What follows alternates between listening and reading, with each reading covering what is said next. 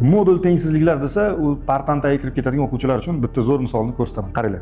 Shu tengsizlikni yeching deyildi. Buni boshimizni og'ritmasdan bitta zo'r usulda ishlaymiz. Ya'ni modulda oson qutulishni yo'li bu nima? Ikkala tarafni kvadratga oshirib yuborish. Nima qilamiz? Ikkala tarafni kvadratga oshirib yuboradigan bo'lsak, modullar yo'q bo'lib ketadi. Chunki moduldan chiqqan sonning ishorasi musbat bo'lsa, kvadratni ostidan chiqsa ham u ham ishorasi musbat bo'ladi. Demak, x minus 3 ning kvadrati katta ekan, nimadan? X kvadrat minus 3 ning kvadratidan deymiz va buni ochib tashlab ishlab o'tirmang, shoshilmasdan buni bir tarafga o'tkazamizda, x kvadrat minus 3 ning kvadrati, buni hammasini bu yoqqa o'tkazib yubordik. Ya'ni minus x minus 3 ning qavs kvadrati kichkina 0 dan. Endi buni kvadratlar ayirmasi formulasida ochib olamiz.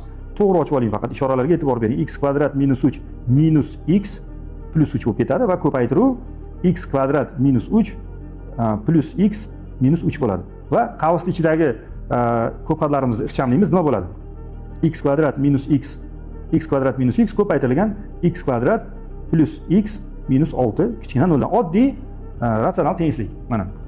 Qanday ishlaymiz buni? Ko'paytiruvchilarga ajratamiz. X qavsida x minus 1 ko'paytirilgan, buni ham ko'paytiruvchilarga ajratadigan bo'lsak, x minus 2 karra x plus 3 bo'ladi. Mana kichkina 0 dan. Intervallarga qo'yib olamiz va yechimlarini topamiz. 4 ta ildizimiz bor ekan. Eng kichkinasi, demak, minus 3 bo'lyapti.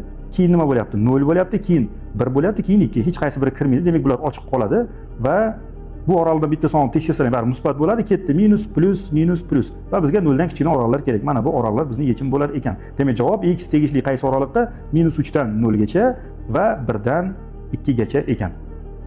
Videoni saqlab qo'ying.